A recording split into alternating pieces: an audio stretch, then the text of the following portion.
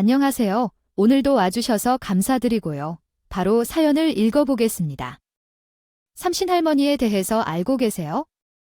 원래는 강릉 지역에서 아이의 출산 수명과 질병 등을 관장하는 신이라고 하는데 언제부턴가 우리나라 고유의 전설적인 존재로 전해지고 있는 것 같아요. 흔히들 아이가 태어날 때 삼신할머니께서 점지해 주신다고 하죠.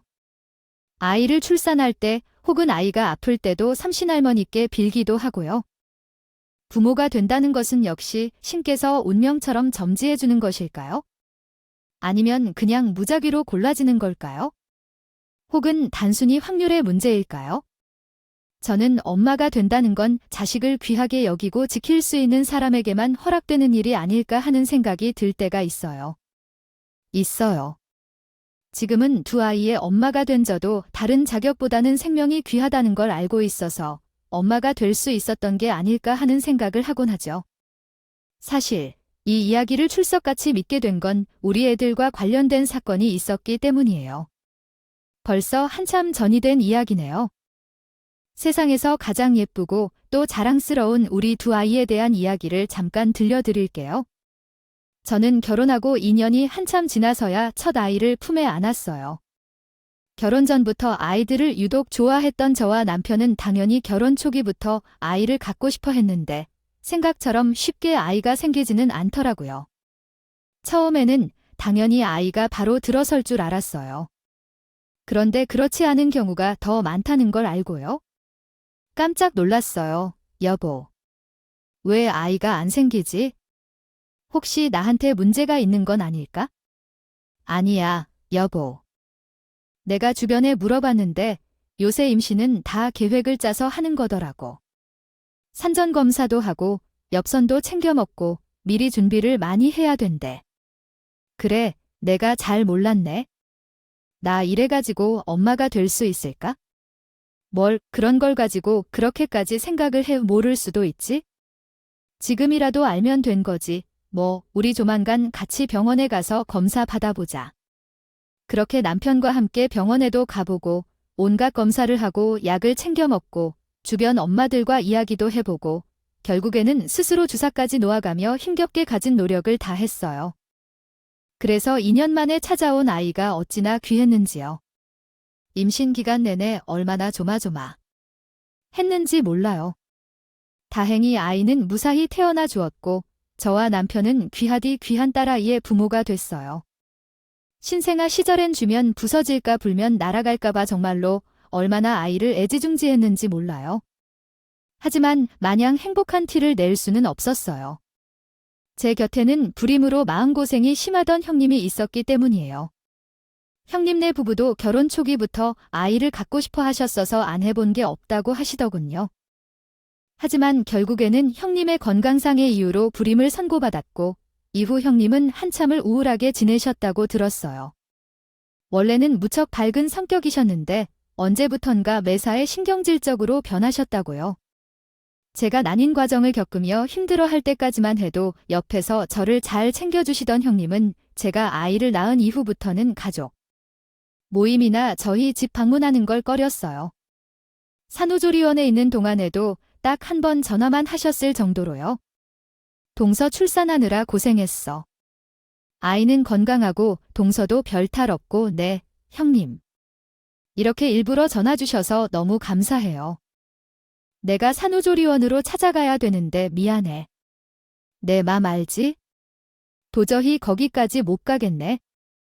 아니에요, 형님. 저 금방 나갈 테니까 나중에 저희 집으로 꼭 놀러 오세요. 그래, 꼭 방문할게. 하지만 형님은 저희 부부를 만날 때면 언제나 아이를 쳐다보지도 않으셨죠. 아이를 한번 안아보라 권해도 형님은 신경질적인 반응을 보이며 거절하기만 하시더군요. 제가 너무 눈치 없이 굴었던 걸지도 모르겠네요. 하지만 임신 중에는 여러모로 신경을 많이 써주셨던 터라 저는 꼭 보답을 하고 싶었거든요. 그래서 형님의 마음속에 어떤 지옥이 펼쳐져 있는지 제가 차마 짐작을 못했었던 것 같아요. 그러다 아이의 돌날이었어요. 사정상 많은 사람들을 부르지는 못했지만 가까운 친추들을 초대해 작게 돌잔치를 열었죠. 우리 손주 뭘 잡으려나? 판사봉도 있고 정진기도 있고 돈도 있는데 애비야 너는 뭘 잡았으면 좋겠니? 저는 싫이요. 그저 건강하게 오래오래 살았으면 좋겠어요. 저도요. 어머니, 다른 건 다 필요 없어요. 하지만 나라에는 큰 소리로 울음을 터뜨리기만 했고 아무것도 잡지 않아서 어른들을 모두 껄껄 웃게 만들었죠. 그렇게 돌잡이도 하고 사진도 찍고 와주신 분들을 대상으로 작은 이벤트도 하고 한창 왁자지껄한 시간이 지나고 한숨 돌리고 있을 때쯤이었어요. 아주버님이 형님이 안 보인다며 걱정을 하시더군요. 전 혹시나 밖에서 바람을 쐬시느라고 현관 밖으로 나갔어요. 그런데 어디선가 훌쩍거리는 소리가 들리더군요. 비상계단 쪽이었어요.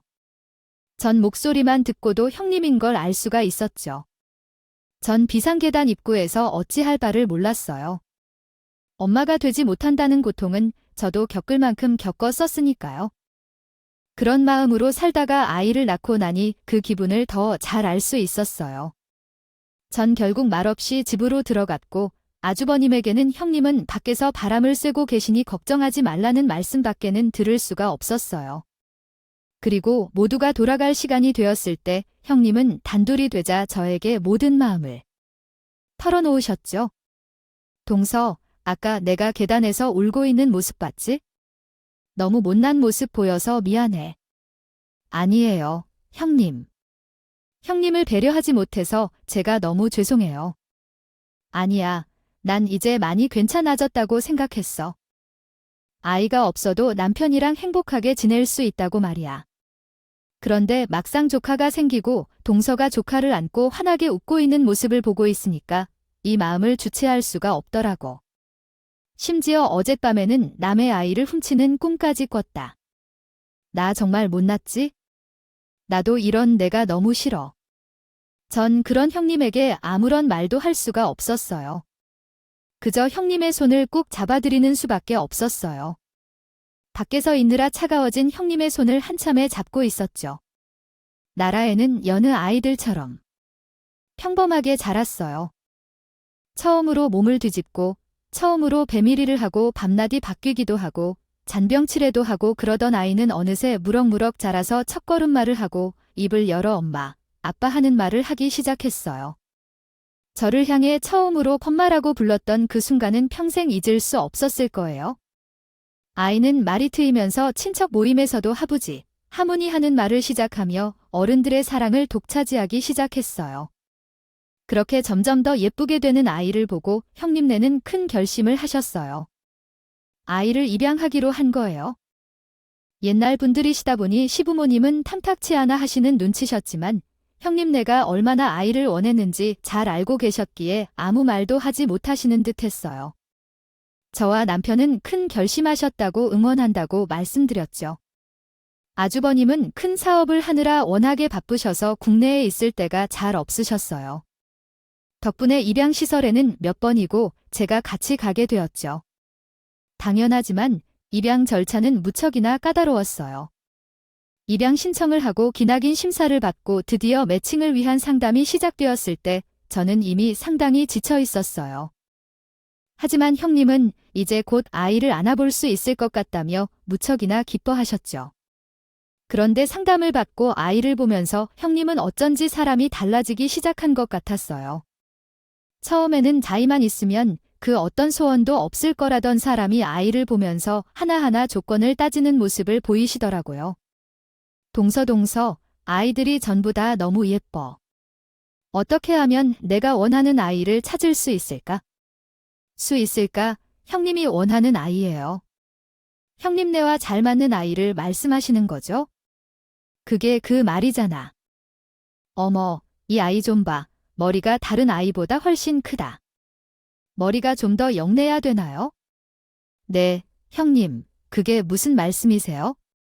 이 아이는 다리가 좀 짧은 것 같은데 나중에 키가 너무 작으면 안 되니까 곤란하겠다.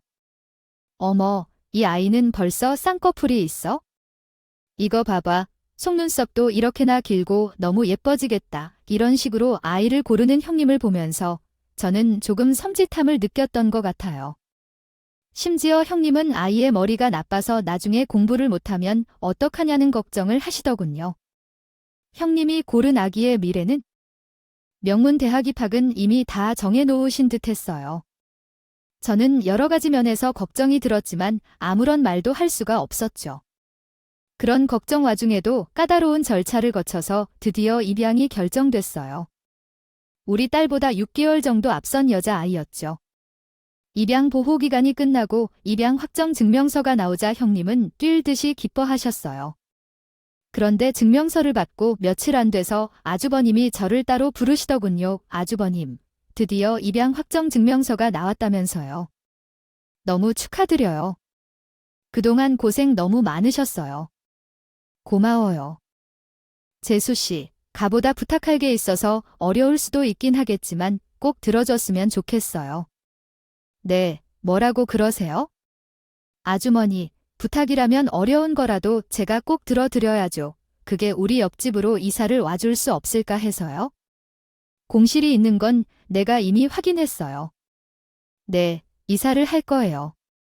그게 내 아내가 다소 신경질적인 건 재수 씨도 알고 있을 거예요. 난 그 점이 걱정이에요. 에휴, 아니에요. 형님은 감수성이 예민하신 것 뿐이에요. 좋게 보장하면 그렇게 말할 수도 있겠죠. 어쨌든 내가 사업상 출장이 잦아서 늘 아내 곁에 있기가 힘들다는 건 잘 알고 있을 거예요. 사실상 아내가 독방 육아를 해야 하는데 아이를 키운다는 건 마음대로 되는 게 아니니까. 그렇다고 낯선 사람을 들인다는 건 아내도 나도 내키지 않아서 말이에요. 형님은 뭐든 잘 해내실 수 있을 거라고 전 믿어요. 그리고 제가 옆에 있는다고 뭐가 달라질까요? 아유, 물론이죠. 재수 씨는 육아 선배잖아요. 아내가 재수 씨를 많이 의지하고 있어요. 또 아이를 키울 때 같이 키우면 조금은 수월하다고 하니까 재수 씨도 어느 정도 도움받는 부분이 생길 수도 있을 거고요. 그 공동휴가처럼요. 아, 이건 저 혼자서 결정할 문제가 아닌 것 같아요. 남편이랑 한번 상의해 볼게요. 그래요, 꼭 부탁해요. 재수 씨. 아주버님의 간곡한 부탁에 시부모님까지 가세하는 바람에 저와 남편은 상의 끝에 결국 형님의 옆집으로 이사하기로 했어요.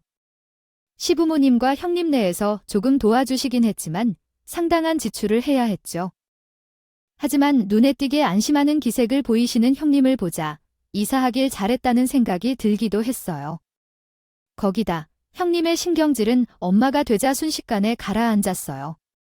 처음으로 집에 온 아이가 밤낮이 바뀌어 하루에 2시간씩 자면서도 아이를 안고 있으면 너무 좋다는 거였어요. 아이의 부드러운 살냄새에 취하신 것처럼 늘 행복해 하셨어요. 하지만 아이는 2돌이 지나면서부터 잔병치레가 많아졌어요. 119를 부르고 급하게 남편이 응급실에 데려간 것만 몇 차례였죠. 그 결과 아이한테 심장에 문제가 생긴 걸 알게 됐어요. 정확한 병명은 심방중격 결승전과 승모판막 역류였어요. 병명부터 참 어렵죠. 심방중격 결손 중이란 좌우 양 심방 사이에 중간벽에 결손, 즉 구멍이 있는 거라고 했어요. 그 구멍 때문에 승모판막이 잘 닫히지 않기 때문에 혈액이 수축기에 왼 심방으로 역류해버리는 현상이 일어나는 거라고 했죠. 아이는 형님 품에서 벗어나 어린이 병동에 입원하게 됐어요. 그 작은 몸에 튜브를 주렁주렁 달고 고농도 산소호흡기를 달고 있는 모습만 봐도 제 맘이 다 아파왔어요. 하지만 형님은 아파하시지 않았어요. 오히려 분노하셨죠. 속인 거야. 처음부터 속은 거예요. 우리가 이렇게 예쁜 아이를 애초에 버렸겠어? 친부모가 아팠을 거야. 아니면 뱃속에서 이미 아이가 아팠겠지. 그래서 알고 버린 거야? 아, 형님 진정하세요. 설마 그래 쓰려고요? 그랬다 하더라도 이미 우리가 데려온 아이잖아요. 이런 애를 키워봤자 아무 소용이 없어. 병원비만 몇천 아니 몇 억을 쓰면서 마음만 아파하다가 결국엔 없어질 거라고. 내가 언제 아픈 애를 키우고 싶다고 했어? 형님, 무슨 말씀을. 그렇게 하세요? 제발 아무리 마음이 안 좋으셔도 할 말이 있고 못할 말이 있어요. 아이가 불치병에 걸린 것도 아니고 수술하면 나을 수 있다고 하잖아요. 아니, 동서, 내가 못할 말을 했다고 생각해. 아니, 난 그렇게 생각 안 해디 품고 있다가 내가 먼저 피 말라 죽을 것 같아.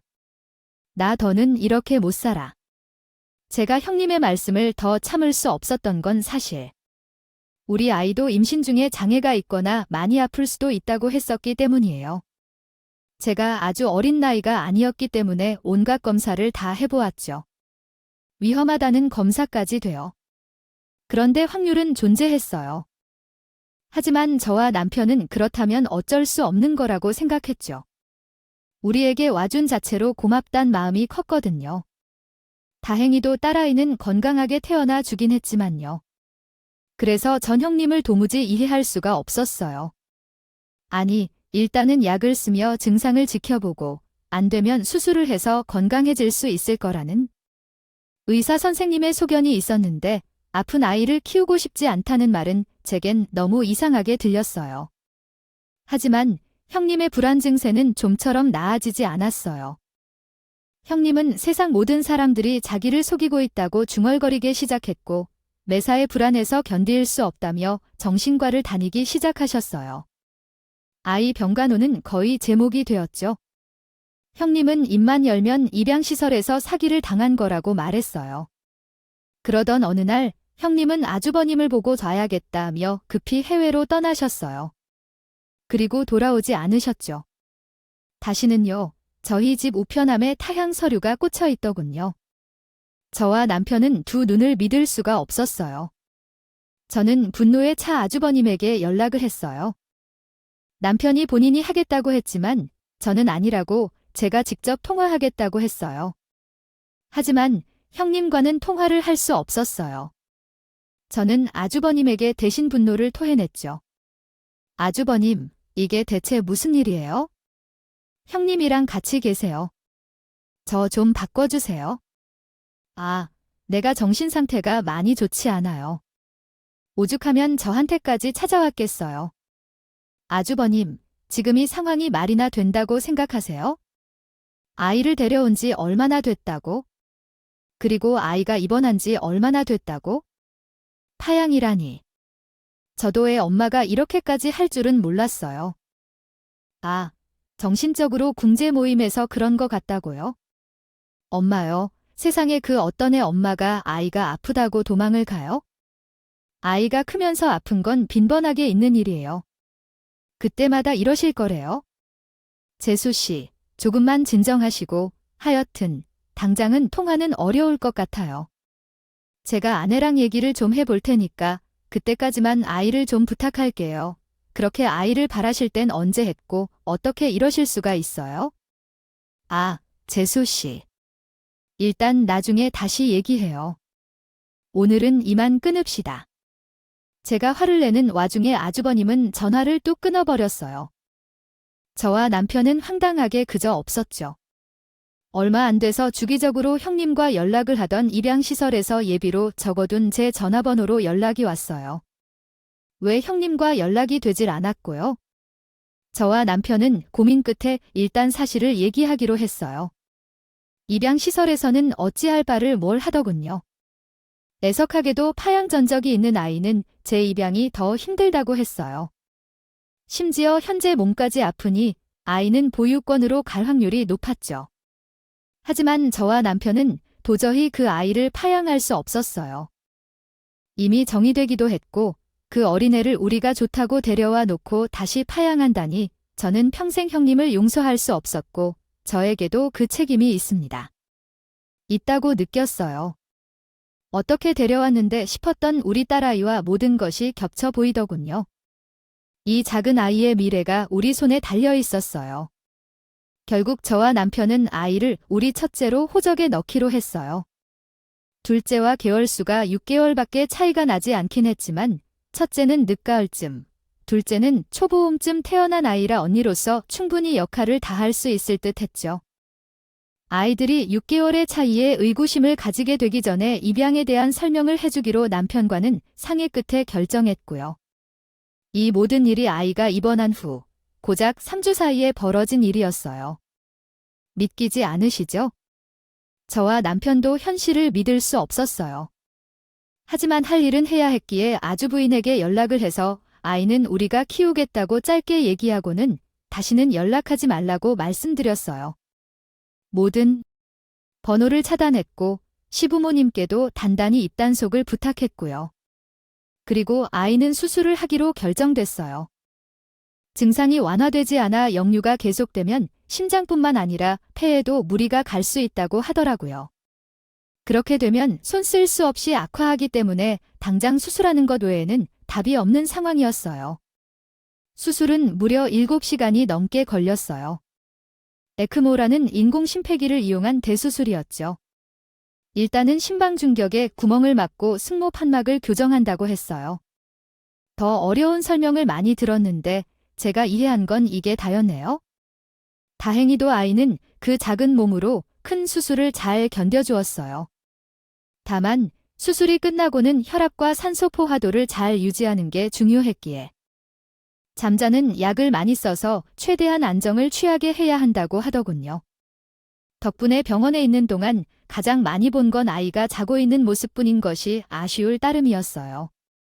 저와 남편은 번갈아가며 병원에 지켰어요. 그렇게 약 2달 후 아이는 드디어 퇴원을 할 수 있었어요. 아이는 엄마 아빠가 다른 사람이 되었다는 걸 아는지 모르는지 얌전히 잠을 자고 있더군요.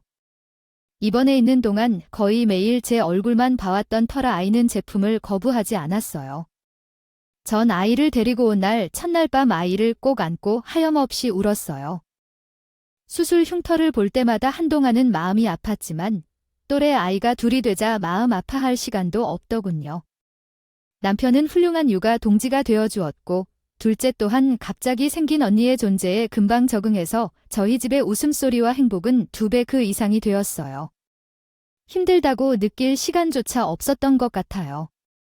이후 첫째는 흉터를 확인하지 않으면 심장 수술을 받은 전적이 있다는 걸 믿을 수 없을 정도로 튼튼하게 자랐어요. 말썽도 피우고 넘어지기도 했지만 키도 컸고 심지어 언니로서의 책임감도 강했죠. 둘째도 첫째를 잘 따랐어요. 둘은 친한 친구처럼 늘 함께 했어요. 가끔은 저와 남편이 질투가 날 정도로요. 그렇게 첫째가 중학생이 될 나이가 되었을 때 우리는 첫째에게 입양 사실을 고백하기로 했어요. 처음부터 아이를 입양할 생각이 아니었기 때문에 뒤늦게나마 관련해서 더욱 많은 공부를 했거든요. 아이에게 숨길수록 배신감을 느낀다는 이야기를 듣고 언제 이 이야기를 해줘야 할지 정말 많은 고민을 했고 중학생이 되는 시기가 적당하다고 판단을 내렸어요. 조심스럽게 얘기를 꺼낸 저희의 말을 들은 아이는 한참을 생각에 빠진 듯 했다가 드디어 입을 열었어요. 그 잠깐의 시간이 얼마나 길었는지 몰라요. 그러니까 난 원래는 입양시설에 있었고 큰아버지네 부부가 나를 입양했는데 피치 못할 사정이 생겨서 지금의 엄마 아빠가 나를 정식으로 다시 입양한 게 맞아요. 내가 바로 이해한 거예요. 그래, 맞아. 사정이 조금 복잡하지? 여태까지는 내가 너무 어려서 얘기하지 않고 있었어.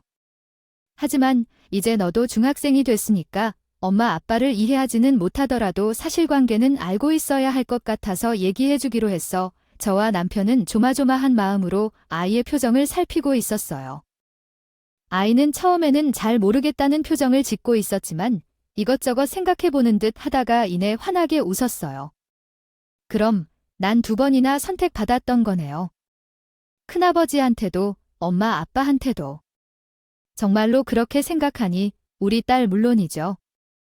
다른 아이들은 부모가 선택할 수 없잖아요. 하지만 난 일부러 엄마 아빠가 선택한 거잖아요. 버려질 수도 있었는데 그것도 2번이나요? 완전히 행운아인 거 아니에요? 그것도 2배로요? 우리 딸 정말로 다 컸구나. 어쩜 이렇게 어른스럽게 말을 하니? 어쩐지 난 늘 내가 좀 특별하다고 생각했었어요. 친구들도 다 난 어쩐지 특별하다고 사랑이 넘치는 집안에서 자란 것 같다고 했었거든요. 그게 진짜였던 거네요. 정말. 고마워요, 엄마. 아빠, 사랑해요. 저와 남편은 첫째를 꼭 안아주며 하염없이 눈물을 흘렸어요. 첫째는 우리가 왜 우는지는 잘 이해할 수 없는 듯 했지만 그 작은 손으로 저와 제 남편의 등을 토닥여 주더군요. 저희는 전날 밤 첫째가 어떤 반응을 할지 몰라 한숨도 못 잤거든요. 하지만 거기서 끝이 아니었죠. 우리는 둘째를 불러서 똑같은 이야기를 전했어요.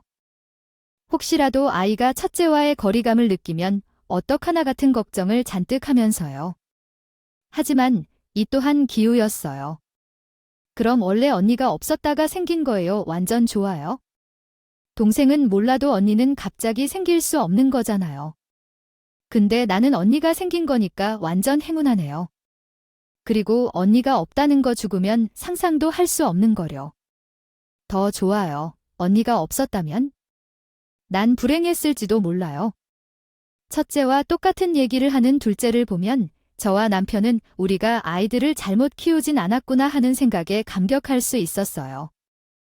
그날 밤은 둘 다 아주 푹 잠들 수 있었죠. 가끔 너무 잘 큰 아이들을 보며 마음이 시큰할 때가 있었어요. 저렇게 예쁜 아이인데 형님한테는 대체 아이가 뭐였을까 예뻐하고 사랑해줄 인형이 필요했던 건 아닐까 하고요. 하지만 모든 걸 첫째 아이한테 털어놓은 후에야 형님에 대한 원망이 조금은 사라졌어요. 형님이 없었더라면 이 아이를 다시 만날 수 없었을 테니까요. 심지어 아이는 머리까지 좋았어요. 말도 빨랐고 주변에서도 영재 교육을 시키라며 부추길 정도였죠. 학창 시절에도 늘 공부를 잘했고 동생인 둘째가 뭔가 물어보면 짜증 한 번 내는 법 없이 잘 가르쳐 주곤 했어요. 덕분에 둘째 성적도 무척 좋았죠. 주변에서 좀 이렇게 예쁜 효녀 자매를 낳았냐고 비교를 알려달라고 할 정도였어요. 그때마다 남편과 저는 대답했어요. 사랑이 답이라고. 이 대학에 입학한 첫 해부터 첫째는 장학금을 받았어요. 장학금으로 무얼 하고 싶냐고 물었더니 유학을 가고 싶다고 하더군요. 자기가 이미 계획을 다 세워놨더라고요. 학교에서 결연을 맺은 자매 학교가 있어서 교환학생으로 다녀오면 돈도 적게 될 거라는 거예요. 저희 집은 아주 가난한 편은 아니었지만 그렇다고 아주 부유한 편도 아니었기에 이런 사정까지 생각해준 첫째 고려에 저만큼이지 정말이지 보이지 않을 수가 없었어요. 더 넓고 많은 세상을 보고 오라며 비행기를 태워 보내면서도 전 울었어요. 고작 6개월이었는데 말이에요. 첫째는 전화도 자주 하고 가끔은 편지며 엽서를 보내기도 했어요. 멀리서도 잘 지내는 것 같아서 안심이요. 되었죠. 제가 먼저 걱정해서 잔소리를 하기 전에 늘 먼저 전화를 해왔어요. 그리고 거기까지 가서 아르바이트까지 하면서 잘 적응한 첫째는 교환학생 프로그램이 끝난 후 몇 주만 더 머물고 오고 싶다는 뜻을 밝혔어요. 엄마, 나 방학 끝나기 전까지 시간이 좀 남았으니까 몇 주만 더 머물다 가도 돼요? 그렇게 하고 싶어. 우리 딸이 그러고 싶으면 그렇게 해야지. 와, 진짜요. 고마워요, 엄마. 해외에 나갈 기회가 자주 있는 게 아니니까 이번 기회에 최대한 많이 경험하고 와. 아빠한테는 엄마가 잘 얘기해 줄게. 돈은 안 부족하니 용돈 좀 보내줄까? 아니요, 아르바이트에서 번 돈으로도 충분해요. 그러면 나 계절 옷만 좀 미리 붙일게요. 그래. 내 건강 조심하고 또 연락해. 2주일 뒤 딸이 해외에서 미리 보낸 짐과 선물들이 도착했어요. 이번에도 엽서를 동봉했더군요. 가족들 생각이 많이 난다고 곧 가겠다고 사랑을 담아 보낸다는 말이 남겨져 있었어요. 저는 정리를 해줄 요령으로 딸의 상자를 풀었어요. 계절이 지나버린 옷가지 사이에 뭔가 꽁꽁 뭉쳐져 있더군요. 혹시라도 깨어질까봐 여러 겹으로 들들 말아놓은 건 바로 가족사진 액자였어요. 이걸 그 먼 나라까지 가져갔었다니 나이가 드니 눈물만 많아지는지. 전 또 눈물이 글썽해져 액자를 집어들었어요. 그런데 액자 아래에서 또 다른 사진이 하나 팔랑거리며 떨어졌어요. 그건 가족사진이었어요. 우리 가족이 아닌 딸아이를 많이 닮은 어떤 남자와 딸아이가 함께 찍은 사진이죠. 전 너무 놀라 눈물이 쏙 들어가고 말았어요. 아이는 친부모를 찾아간 거였어요. 순간적으로 온갖 생각에 머릿속을 스치고 지나갔어요. 놀라움, 당황함, 그리고 미안한 마음. 친자식처럼 키웠다는 건 어쩌면 저만의 착각이 아니었을까요? 형님을 원망하고 미워할 자격조차 제겐 없었던 게 아니었을까요? 말없이 눈물만 흘리는 저를 보던 둘째가 저에게 다가왔어요. 그러고는 또 다른 엽서를 줬어요. 첫째가 보낸 엽서는 2장이었고 두 번째 엽서에는 제 걱정을 모두 날려버리려는 내용이 담겨 있었어요. 엄마 그리고 아빠, 놀라지 마세요. 여기 있는 동안 놀라운 사건이 있었어요. 나, 친아빠를 만났어요. 예전부터 날 지켜보고 있었대요. 자세한 얘기는 한국에 가서 할게요. 놀라지 말라고 미리 얘기해 주는 거예요. 낳아주신 부모님, 키워주신 부모님, 부모님이 2분씩이나 계시다니 난 진짜 정말 특별한 행운아예요. 진심으로 사랑해요. 더 친아빠가 곧 2분을 찾아뵐 거라고 했어요. 너무 놀라지 마세요. 둘째는 이미 모든 걸 알고 있었던 거예요. 첫째는 저보다 둘째와 더 많은 얘기를 나누었던 모양이에요. 둘째 얘기인즉슨 첫째 친아버지는 첫째가 학교에 다닐 때 몇 번이고 찾아와서 몰래 첫째를 지켜봤었다고 해요. 첫째는 직감적으로 저 사람이 나를 낳아준 아빠라는 걸 눈치채고 과감하게 만남을 시도했던 거죠. 안타깝지만 첫째 친어머니는 첫째를 아차마저 죽었다고 했어요. 당시에는 형편도 어려웠고 남자 혼자서는 더더욱 아이를 키울 자신이 없어 보내야만 했었다고요. 하지만 지금은 사업을 시작하면서 형편이 넉넉해졌다는 거였죠. 그래서 우리에게 감사한 마음을 표하고 싶다는 거였어요. 아니, 넌 어떻게 이런 사실을 너 혼자만 알고 있을 수가 있었어? 엄마랑 아빠한테도 진작에 얘기 좀 해주지 그랬어. 그렇지만 언니가 절대 비밀로 해야 한다고 했는거려. 나중에 엄마, 아빠 깜짝 놀라게 해드릴 거라고 말이에요. 비밀로 하기로 약속했고 약속은 꼭 지켜야 하는 거라고 엄마, 아빠도 그랬잖아요. 아무리 그래도 이렇게 커다란 비밀을 그동안 입이 간질간질해서 어떻게 버텼니? 너도 참 대단하구나. 난 의리배면 시체니까요. 둘째는 깜찍하게도 비밀을 지키는 건 당연하다는 듯 말했어요. 언니와의 약속이었다고요. 저와 남편은 어이가 없기도 하고 둘째가 대단하게 느껴지기도 했어요. 무엇보다도 첫째, 친아빠가 나타난다는 이야기에 너무 가슴이 두근거렸어요. 혹시라도 기재라도 첫째를 데려가겠다고 하면 어떡하지 하는 생각에 너무 두려웠거든요. 법적으로 아이의 친권은 우리에게 있다고 분명하게 말해줄 생각이었지만 혹시라도 첫째가 가고 싶어 한다면 어떻게 해야 할지 상상도 가지 않았어요. 몇 주 뒤 낯선 전화번호로 연락이 왔어요. 첫째 친아빠였죠? 남자는 조만간 찾아뵙고 싶은데 언제 시간이 괜찮으시냐고 묻더군요. 약속 시간에 정하고 통화는 짧게 끝이 났어요. 생각보다 젊고 쾌활한 목소리였어요. 그리고 며칠 후 고급 외제차 한 대가 저희 집 앞에 주차됐어요. 차에서 내린 남자는 남편보다는 조금 젊어 보였고요. 인상이 아주 좋았어요. 무엇보다 저희 첫째를 수억 빼닮았더군요. 아니, 첫째가 그분을 빼닮은 것 같지만요. 저와 남편은 그분을 보자마자 눈시울이 시큰해지고 말았어요. 이렇게 찾아뵙게 해주셔서 너무 감사합니다. 아니에요. 저희야말로 먼 곳까지 오시게 해서 너무 죄송해요. 아닙니다.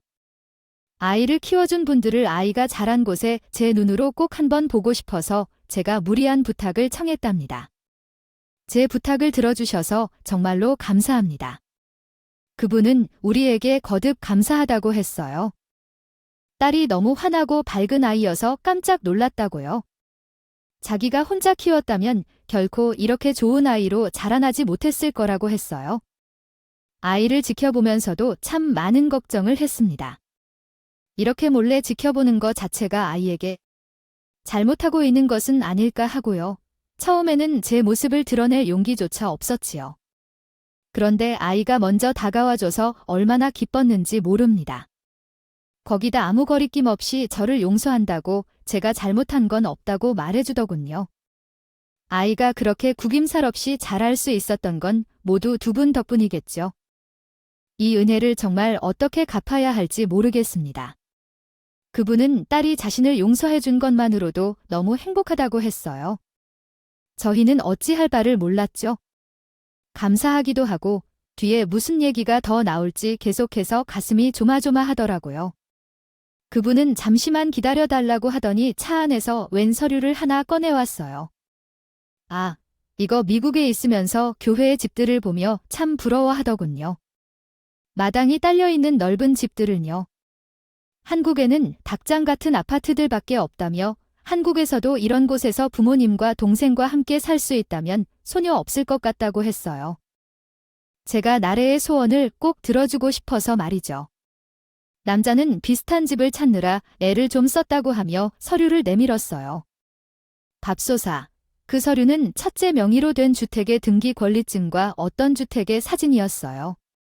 넓은 마당엔 잔디가 가득 깔려 있고 뾰족한 지붕이 있고 한쪽엔 굴뚝이 달린 그런 집이에요. 너무 놀라 아무런 말도 못하는 저희를 보며 그분은 앞으로도 지금처럼 화목하게만 살아달라고 했어요. 자신이 인제 와서 부모 노릇을 하겠다는 건 너무 뻔뻔한 일이라면서요. 다만 결코 자주는 아니더라도 한 번씩 다 같이 만날 수 있다면 좋겠다고 했어요. 저와 남편은 당연히 고개를 끄덕였죠. 그렇게 사랑으로 키운 우리 딸 덕분에 우리 가족은 마당 있는 집에서 살제. 둘째는 언니가 우리 집의 행운의 상징이라고 말했죠. 첫째, 친아빠는 찾아올 때마다 두 딸에게 선물을 가득 안겨주었고 그 외에도 뭐든지 도움이 될 수 있다면 돕고 싶다고 했어요. 저희의 입장에서는 받는 게 너무 많아서 번번이 미안하고 어쩔 줄을 몰라 할 정도죠. 딸들은 아빠가 둘이나 되었다며 키득거리고 두 아빠는 서로 좋은 아빠가 되겠다고 친하게 지내며 날들과 함께 행복한 시간들을 보냈어요. 그리고 딱 한 번 형님에게서 연락이 온 적이 있었어요. 모르는 번호로 연락을 하셨더군요. 동서, 그동안 잘 지냈어? 예전엔 내가 참 철없이 그랬지? 아, 미안해. 그나저나 우리 딸은 잘 지내고 있어? 우리 딸이라니 무슨 말씀을 하시는 건지 잘 모르겠네요, 형님.